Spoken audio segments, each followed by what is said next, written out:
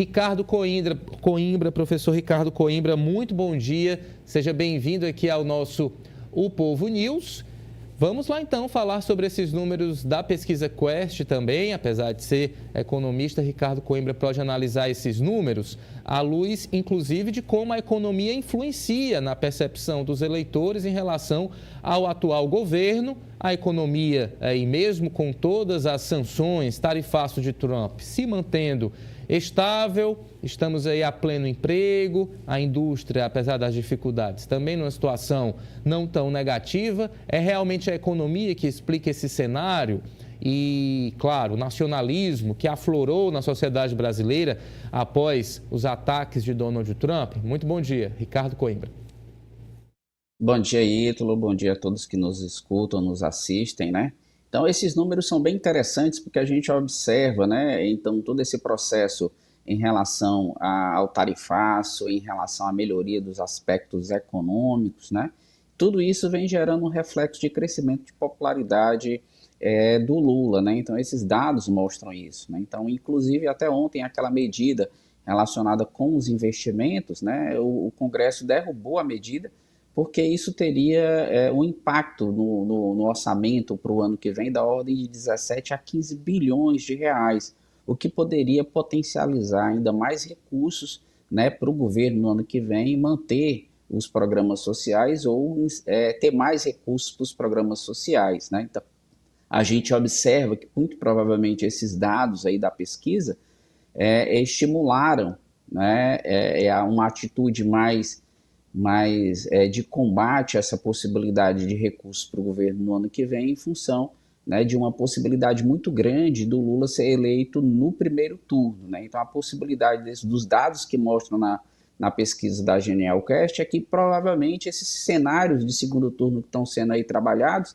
eles não se efetivem, né? Porque a depender da composição dos candidatos no primeiro turno, você vai ter uma polarização entre o candidato, ou talvez aquele candidato da direita que tem algum tipo de chance, e o Lula, né? E os outros candidatos que forem um pouco mais à direita também, eles tendem a ser esvaziados, né? Então, existe uma tendência, né, dessa movimentação acontecer no ano que vem e que o Lula, de repente, seja reeleito no primeiro turno. Os caminhos econômicos estão mostrando uma certa tendência de queda de inflação forte para o ano que vem, né, atingindo a meta. E esse ano também a inflação vem dando sinais de queda, né, ainda acima da meta. O teto da meta é 4,5%, você está aí girando o mercado com a expectativa de uma inflação em torno de 4,7%, 4,75%, ou seja, a inflação está acima da meta,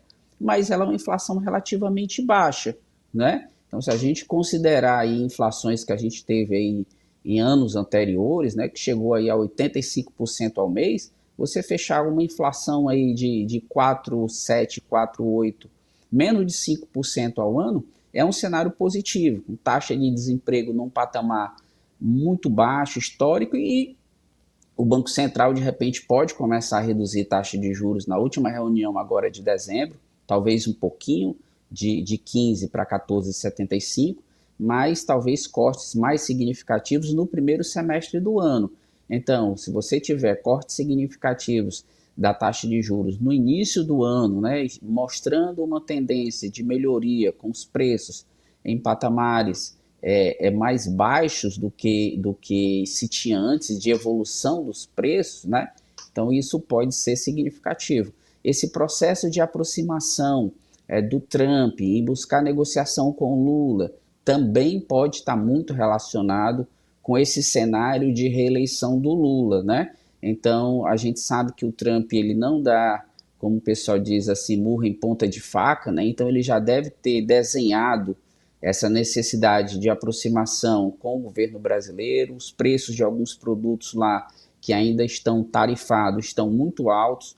O Brasil, em relação às exportações para o mercado americano, elas tiveram uma redução, né? Mas houve, para a maior parte dos setores, um direcionamento dessa exportação, tanto que o volume das exportações do país cresceram, ao invés de você ter uma redução, foi um crescimento das exportações, exatamente pela ação muito forte, não só das empresas aqui em relação aos compradores americanos, mas também a pulverização e o acompanhamento muito forte do Ministério da Indústria e Comércio, né, capitaneado aí pelo vice-presidente Geraldo Alckmin, que conseguiu, né, abrir novos mercados, né, da carne, do café, ou seja, são produtos que têm uma fácil comercialização no mercado mundial. Então, tem demanda para uma boa parte desses produtos que não estão sendo enviados para o mercado americano. Houve uma redução, em alguns casos mais significativa, outros menos significativas, mas uma redistribuição dessas exportações. E essa busca de aproximação agora com o mercado americano, né, ou seja, eles, né, abrindo um pouco a guarda, pode ser que fortaleça ainda mais as relações para os períodos subsequentes. E isso pode ser algo decisivo de crescimento a maior do que se espera para o ano que vem.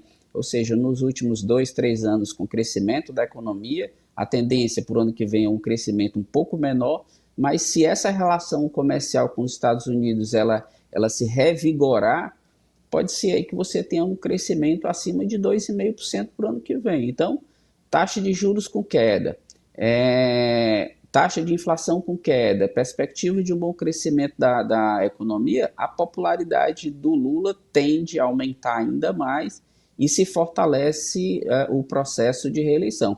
A gente já observa, né, que você tinha aí ministros, né, de alguns partidos demissionários em função da pressão dos seus partidos, né, e eles estavam, a princípio, para aceitar se afastar, e a gente observa que nos últimos dias aí, eles próprios já estão querendo enfrentar os partidos na perspectiva de continuarem no governo. Por quê? Porque eles sabem que, muito provavelmente, o presidente vai ser reeleito. Então, eles não querem se desvencilhar. Então, está havendo, até dentro de alguns desses partidos aí, né, algum tipo de discussão em relação a isso, né, a desembarcar ou não, ou racha dentro do partido daqueles membros que não querem desembarcar do governo, ou seja, alguns desses partidos aí, como União Brasil, como o PP, eles são bem divididos, né? Tem uma ala em torno de 30% a 40% que é próximo ao governo e 40%, 50% aí, às vezes até mais, que não é próximo ao governo. Então está existindo uma briga muito forte, né, em relação a se manter ou não no governo. Então, à medida que o governo se fortalece, ele se fortalece também, né, em parte desses partidos de direita que são próximos, ou de parlamentares que são mais próximos ao governo. Então, é um tabuleiro aí, né, que envolve economia, que envolve política, né, e que vem, né, se redesenhando aí para o ano de 2026. É isso, tabuleiro se redesenhando e a gente acompanhando aqui essa nova